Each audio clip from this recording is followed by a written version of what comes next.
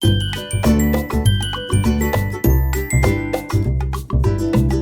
hello and welcome to the Arthropod podcast. I'm your host Revati.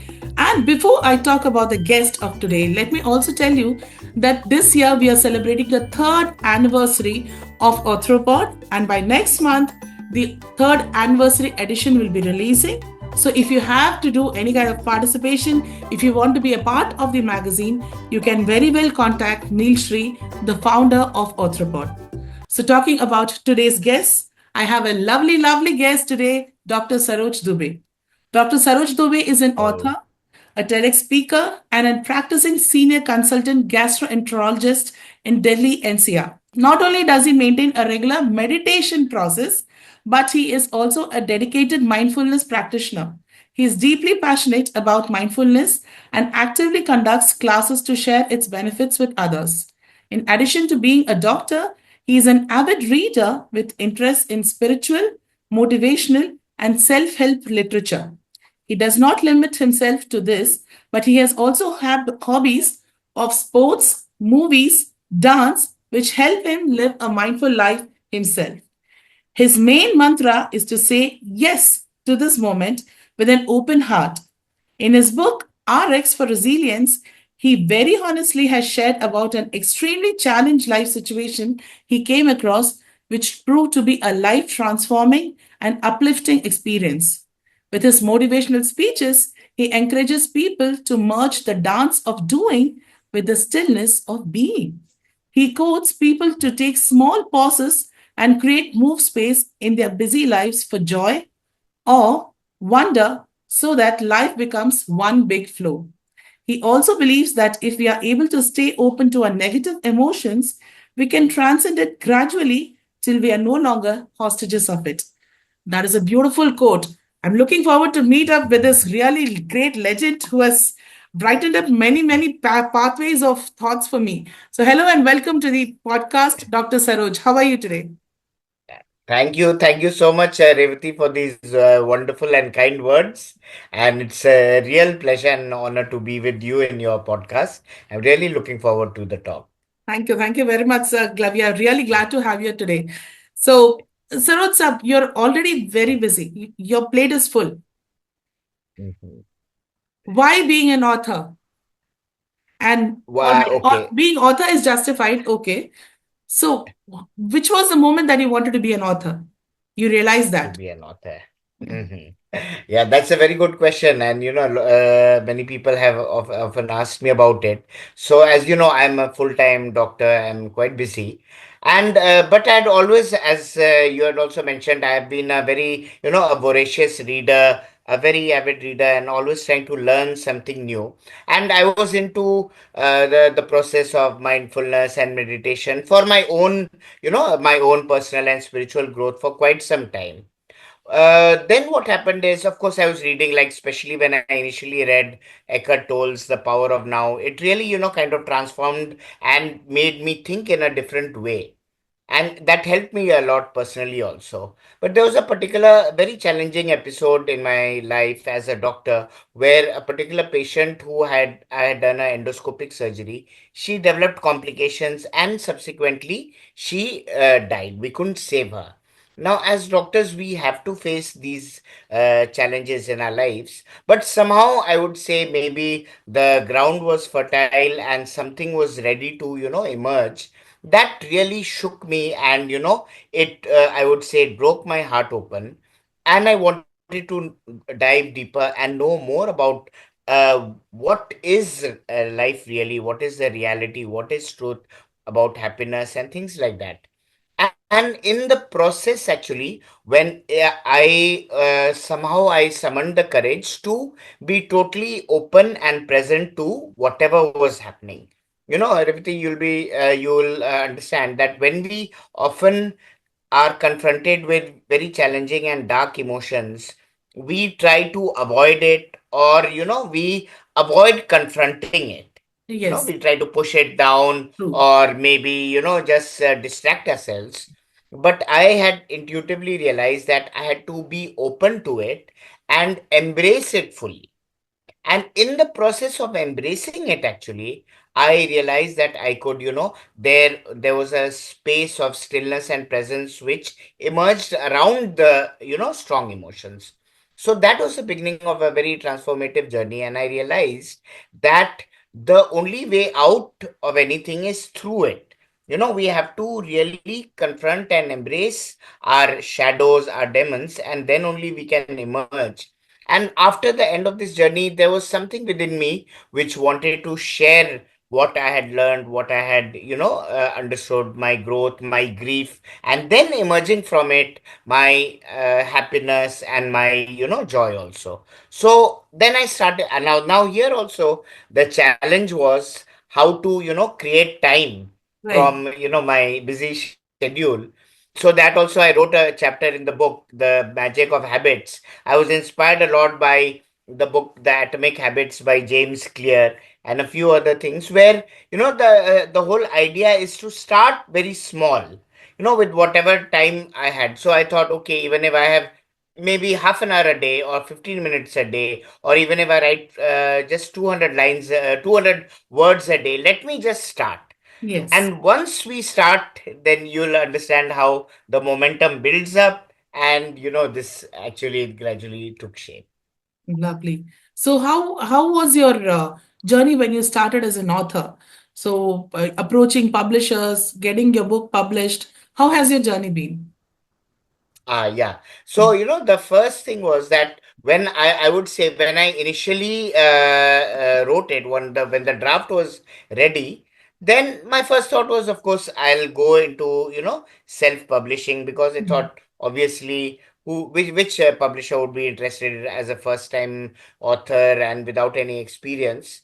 So, but I wanted it to be edited well. So I wrote it and I sent it to my who's a very senior publisher of Life Positive magazine, Suma, and she's a nice friend. So I just said, ki, okay, you go through it and do your editing part, and then we'll send it to a set publisher, set publishing this thing.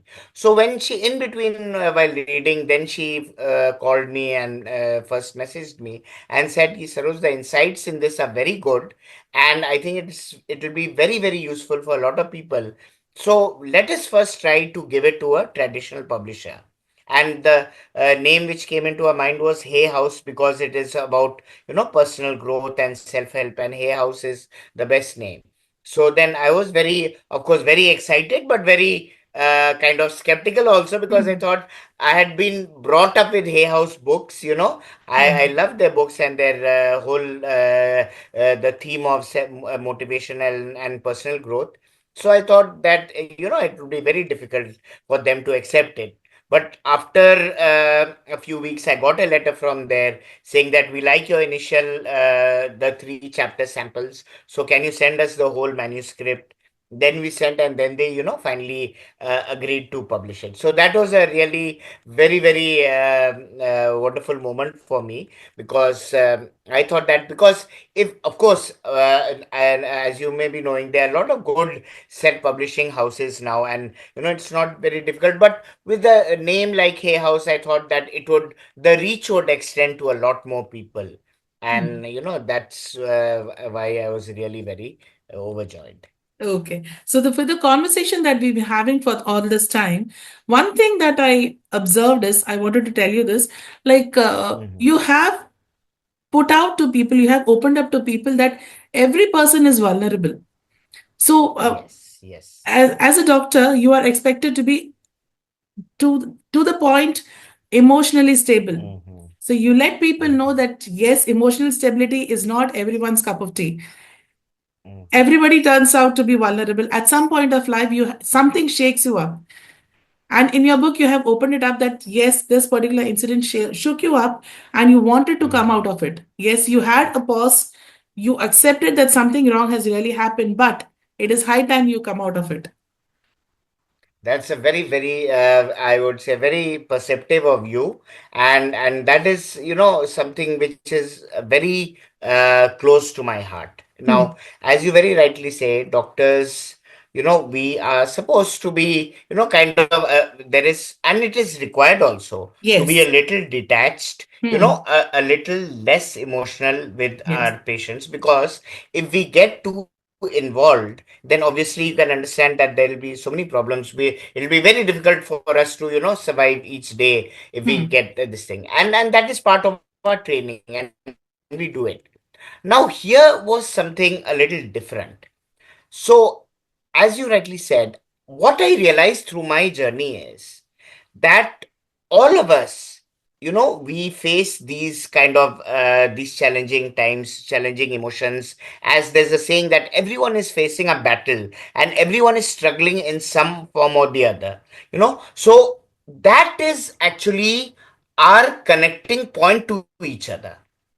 The fact that I'm also struggling, and when I realize that most of the people who I encounter are struggling in some form or the other, that actually makes us, there's so much of differences in whether it is caste, creed, country, everything. But this is something which is common to all of us, that connection, that vulnerability.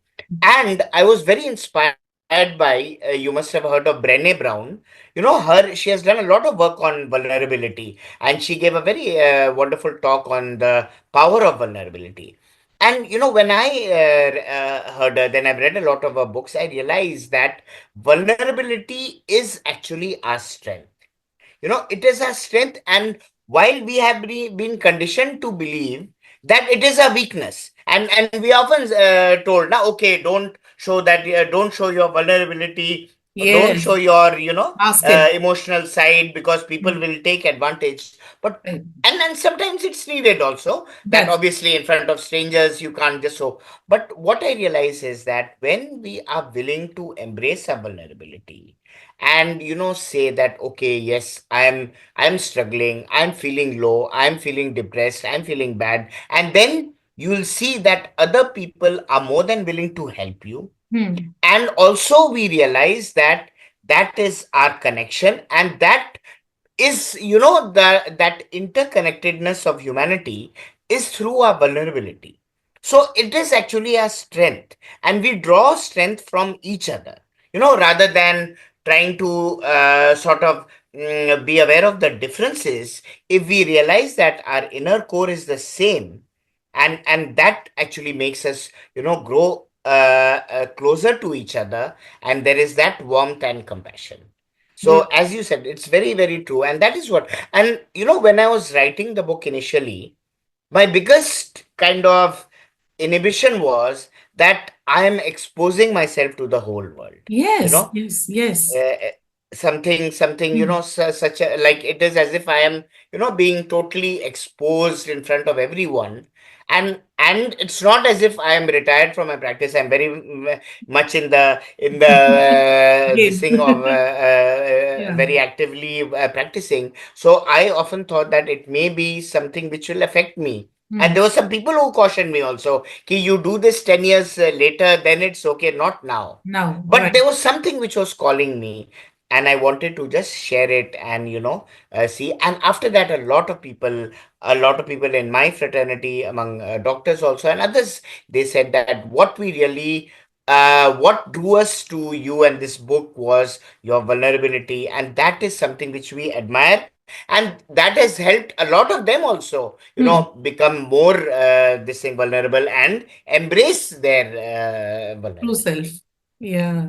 Beautiful. Yeah. So if I know how much you would have struggled throughout the path while you were writing during your writing journey, Mhm. because people were of course they were confusing you, saying that don't take this step, don't expose yourself. Yes. You might get barred Mhm. from the council. That's even Yeah, anything, people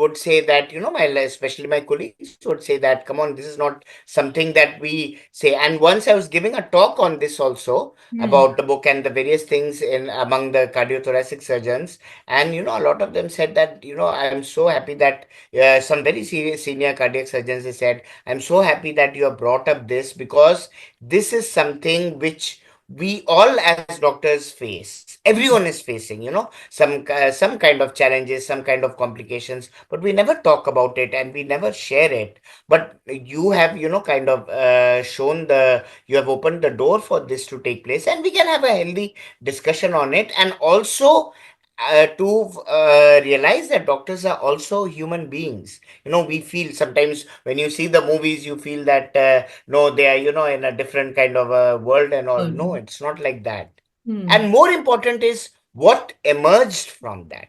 You know, and that is what I've tried to show in the book also. Of like for me, it was this medical problem. For some, it can be the death of a loved person. For some, it can be a divorce for or a illness or something. So we all face these, kind of disaster situations in our lives. But what the message actually which I wanted to show and convey is that if we are willing to confront whatever is happening Right. without trying to flinch away, but when we are able to say yes to it and allow it to, allow us to embrace it, then it becomes a really wonderful medium. And what emerges from there is something really transformative. Right. Right. So, as you said, it's like a dark tunnel that people hesitate to go through.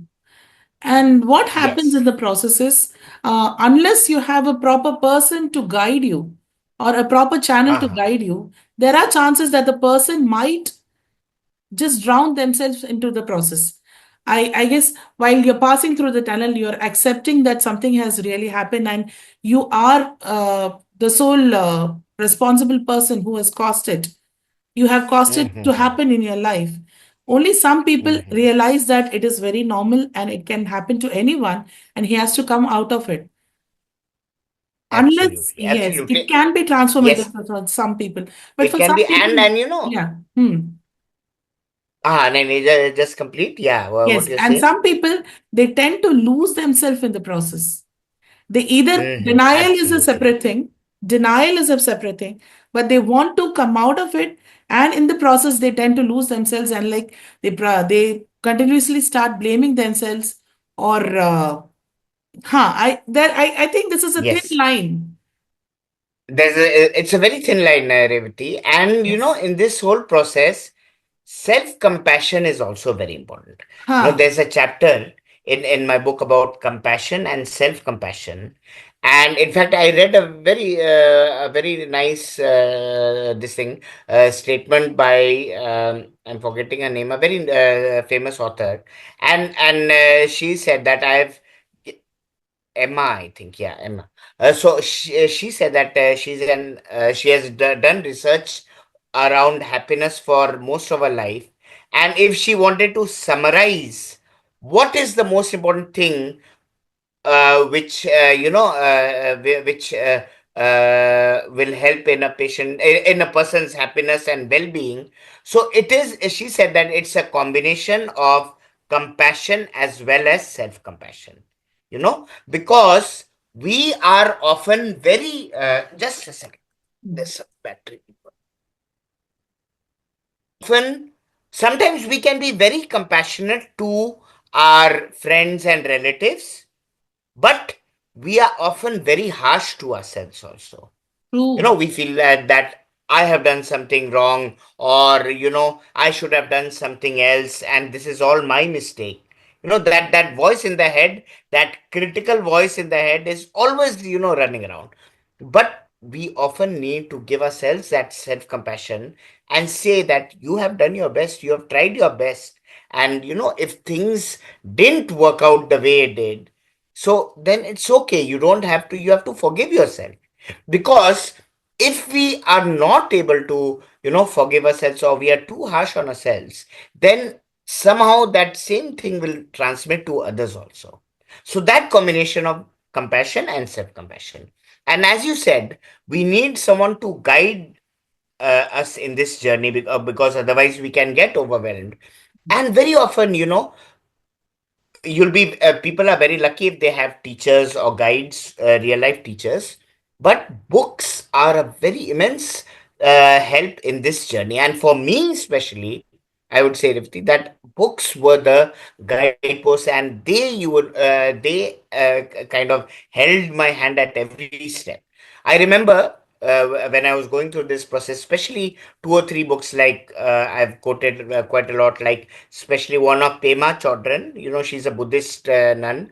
Her book was about when things fall apart, and there's a line in that where she says that it is only when you expose yourself again and again to annihilation or destruction that that which is invincible can emerge. That gave me the courage that okay, only when you are able to kind of confront everything and as if it can destroy you, then you realize what is that which is indestructible in you. you Right. know and once you get the taste of that indestructibility, you become invincible. Very true. Very And true. another about Eckhart Tolle, he in his Power of Now, he would talk about that becoming an alchemist and allowing your greatest disappointment or greatest tragedy to turn into enlightenment and joy. And that path is by being totally present, being aware, not trying to this thing distract yourselves, but just embrace what is happening, and then you'll see that what happens is there is a transformation and alchemy, and that dark emotion can change into something very expansive and light. Wow. Wow. So that's quite a uh, I would say it's quite an emotional, stable journey. Of getting that stability itself is a long journey to come across. So many Mhm. people take a long time to get to that point. Yes, And and for me also, I won't say like yeah, this book was written. It seems to be that okay. It's all been written in a few months or just within a year. But right. the journey was, I would say, around 10 years. And Wow. in this journey, I read a lot. There was my meditation. There was my meeting teachers, meeting guides. So any kind of transformation takes time, Right. and it is only when at after the, I would say, the journey is still continuing. This there is a day by day we are all learning, and each day there's something new. But at some point of time, there was something within me which said that okay, why not just share it, maybe even if it helps one person, even if it affects the life of one or two people, then it's worth it. And after the book came out, then I would say there are quite a few people who would either mail me or meet me somewhere or write and say ki, these were the lines which really spoke to me, which touched me, which moved me and transformed me. And there is no better gift for an author than that. Very true, very true. We'll be actually thinking of doing something better each and every day. So you're never satisfied with Yes, whatever step you're taken. But at some point, people absolutely. say that just take the step. Taking that one particular Yes. step might be life transforming, not only for yourself, but Hmm. also for the people around you. And there are people who are seeking you as an inspiration. We just don't realize that. Absolutely. So each of us, Hmm. every one of us is an inspiration to someone or the other. True, true. We, because when each of us, we kind of affect the lives of at least 10 or 15 people who are in our vicinity. Right, So when we take that step, or when there is some transformation within us, it affects 5 or 10 people, and each of them are in contact with so many others. right. So we should never underestimate the power of, even if what you're saying, even if it affects one person, or maybe one or two people, because that can spread across. That's And even if it doesn't, just the fact that something you have done, hmm. something you have shared, something you have told someone can make a difference is so powerful. And in the book, in the chapter on creativity, Hmm. I've also discussed, like, of course, we often think of creativity as music or sports or dance or some, or writing or something. But actually the most creative thing for us as humans is how we deal with another person, Hmm. how just the tone of your voice, Hmm. how you interact with another person, that can be so creative. The way you smile at another person, the way you make another person feel at home. A person may be, quite scared or inhibited, and just your presence or your smile can make that person just immediately become very comfortable. That is the most creative act that we can do. It's Wow. good. Music, dance, writing, all are very creative. But the most creative thing that we can do is our day-to-day small gestures, just smiling at a stranger when we are going in the metro or bus or car, meeting people. You never know. One smile can make up a person's day. Yes, yes, We should never underestimate any kind of gesture we are doing. yes. So when you had mentioned talking about creativity, I was thinking my perception about creativity has always been that it is something that it is born with you.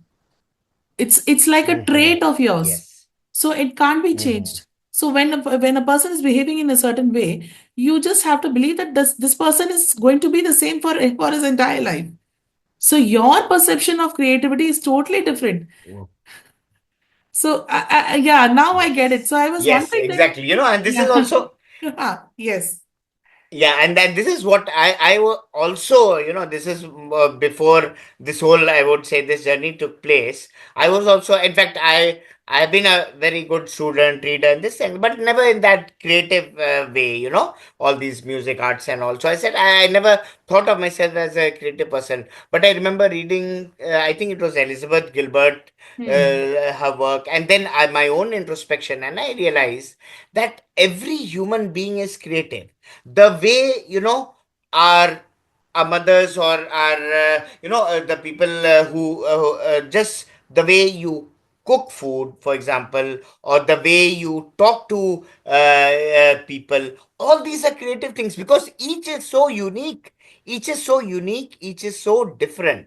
And Right. that is what is the real meaning of creativity. It Creativity. is your unique individuality and what you bring to the world. Right. No two people are the same. And each one of us, and that is what actually this whole path actually taught me, that each of us, sometimes we think that, okay, that person is so good looking or smart or rich or powerful, and I'm, this thing. Okay, that person has their own, journey and all that. It's okay. But you have something very unique. There is some gift which you have been, brought to this world to Right. share with people. And when we are totally comfortable with ourselves, with our own selves, that is a time, our creativity, our gifts actually start this thing flowering and transmitting to other people. True, true, true, true. Talking about dealing with thoughts. Yes. Hmm. Please share your perception about it. Yeah. Now, thoughts is something which I used to think a lot, Yes, very about much. thoughts. I was very fascinated by, thoughts, and I remember there was a time when I read a lot about The Secret had come by Hmm. Rhonda Bryan, where, about how thoughts are magnetic and we attract what we think, the law of attraction and all. And I was very fascinated by it. But when and I still believe that thoughts are very powerful, very, very magnetic, and are, we can really visualize and think about if we want something, and I often do it also. But there was something which, when I read Eckhart Tolle's The Power of Now, that shook me like anything. You know, his statement was that you are not your thoughts. You know, and just reading that line, first of all, it made me, totally baffled. What does he mean, you are not your thoughts? Because I had always identified myself with my thoughts, with my mind, my thinking, my ability to think, give exams, pass difficult exams, think about difficult situations and all that. So there was, I never in my entire life had I ever had a doubt that there could be something other than, my thoughts. That was part of my identity. And when Eckhart Tolle said that you are not your thoughts, but you're the one who is aware of the thoughts. That awareness, which is aware of the thinking, that made me, of course, it was initially only in the mind, because I couldn't, fathom what he was trying to say. But it made me really, pause and reflect and introspect. And he would often say, throughout his book, that while thoughts are very powerful and this thing, but they cause a lot of problems also, because there is never, as humans, we don't have that off button. You know, constantly we are thinking all the time, Yes. all the time, Yes. and but we really never have that off button. And when he said that, when in the process of meditation, introspection, mindfulness, by being just totally present, you can see something which is deeper than your thoughts. And Hmm. I would say this entire journey, of so many years, it made me kind of, I gained access to that depth which is deeper than our thoughts. So there are thoughts, but there is a space which is deeper than our thoughts and our emotions. And that actually, when we become very present, very open, very still, a bit still, then we gain access to that. And that is very liberating, it is very peaceful, and it is very joyful. So, what I would like to say is that while thinking is, of course, as humans, we all think, and we think most of the time, there is a space of awareness which does not need thinking. Right. You know, for example, like right now, if I'm looking at something, for example, if I'm looking at this laptop screen, or maybe outside there is a window, I can just use my senses and my perception and don't have to think about it. But we are used to, all whenever we see something, immediately a thought comes. So when we realize, first of all, is to realize, okay, there is something deeper than our thoughts. And then once we realize it, and we, use the process of meditation and a little bit of silence, we gain access to that. So that Right. is what I'd like to say, and I would convey with the readers that there is awareness which is deeper than our thoughts and our emotions, and that is far more expansive than our thoughts. So when we gain access to that, you can think whenever you want, but you are never a servant to your thoughts. That is a difference, actually. Wow. So it's like we need to, yes, we have to learn to control our thoughts. So if I'm not wrong, And because there is, control does not mean, by control, it doesn't mean to suppress it.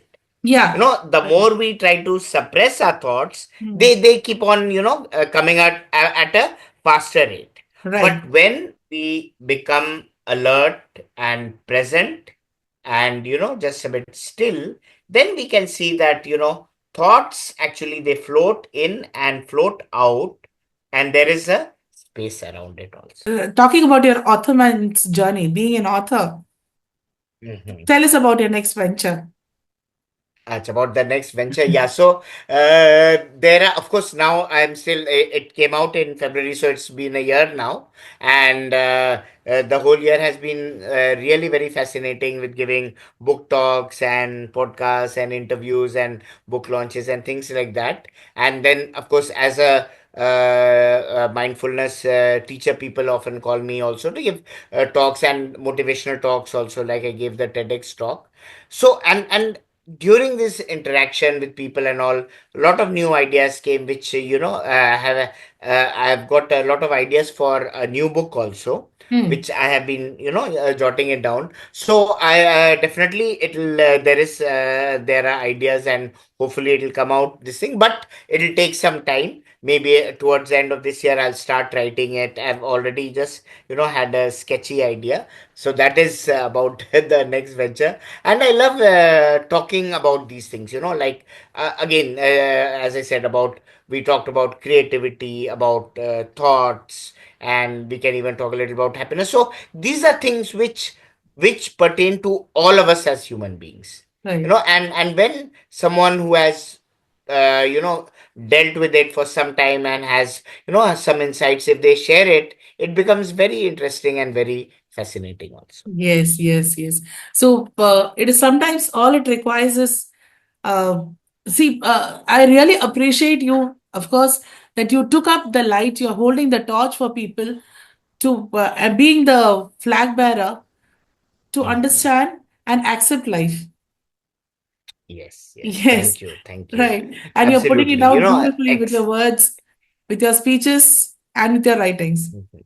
Yeah, Thank you so much, Revati. And acceptance is such an important thing true. because, again, a very important thing, a part of my journey, which I highlighted in the book also. Whenever something happens which we don't want to happen, something unfortunate happens, something unpleasant happens, what happens is we often start resisting it. Hmm. We Our first thought is, why did this happen to me only, or I did everything right, but it always happens to me. And acceptance is actually, it's an inner acceptance, accepting things the way they are. Now, very often people confuse it. They think that if you accept everything, then you can't, then you are not changing it. For example, if there is some atrocity happening to someone or something, or some illness and all, you just accept it and say, "Ki ye to hona hi tha." So, then how are things going to change? No, it's not that. Acceptance is an inner acceptance where you are not resisting because things have happened. If I am ill, if there is some illness, I have to first accept it. When I accept it and I don't resist it, that frees me of energy, and I am able to deal with it with a lot more, energy. But if I start resisting it, no, why did this happen? I have always been a good person, but why did I have to have this disease? Then this resistance drains us of a lot of energy. So acceptance is very important, you know, and acceptance and not resisting this moment of what it is. True, true, true. Very true, very true. Beautiful. So, so I guess we have come to the end of the interview, and it was really a Okay. joyful experience talking to you, sir. All these No, minutes were thank you. It really was same here. Yeah, I hope some of the points which I conveyed, it made some sense and made definitely. you think a little more also, Yes, sir. and I hope the readers also this thing. So what I would like to, if I would like to kind of end it, give a kind of a message. Hmm. So my, the most important thing which I would like to convey to everyone is, one is to say yes to this moment, you know don't resist this moment. Don't deny this moment or suppress it. Say yes to it. Accept it fully the way it is. And then try to do whatever is appropriate in the situation.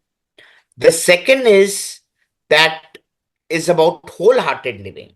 You know, we bring our whole self to this moment also, and we are willing to embrace whatever is happening, even if something is negative, unpleasant. We are willing to embrace it, and we are willing to bring it close to us rather than trying to suppress it or deny it. So these two things, when we say yes to the moment, accept it, be present, and allow whatever is happening to unfold, then you'll see that sometimes life becomes, very beautiful and magical. And that doesn't mean ki things always will become, very good externally. Externally, things are keep that will keep on, going up and down. Once one phase or the other phase will keep on happening, but our power is how we are able to manage and navigate the internal environment. So Right. that is the most important thing. Yes. Things will remain the same. Only the perception of ours will change. It has to change. Absolutely, it Yes, has to yes. change. The sun will remain the same, the moon will remain the same, but our perception is going to change. Absolutely true. That is Yes. and that's the most important thing. How we respond to this particular situation, to this particular moment, that is the most important thing. Very true, very true. So thank you very much, sir. And we wish you, Thank you. Arthropod wishes you great success. May you win by leap and bounds. And may your next venture, your next book bring in all success that your first book has brought in. And may you inspire more and more lives and motivate more and more lives. And all the very best from and all the hearty wishes from our Arthropod team, sir. Thank you very much for being here Thank you today. so much, Revati. Wish you and Arthropod all the best. You all are doing a wonderful job Thank and you. continue to inspire people, continue to motivate people, continue to make them, think beyond themselves. And wish you all the best and hope to connect soon again. Thank you. Thank you very much, sir.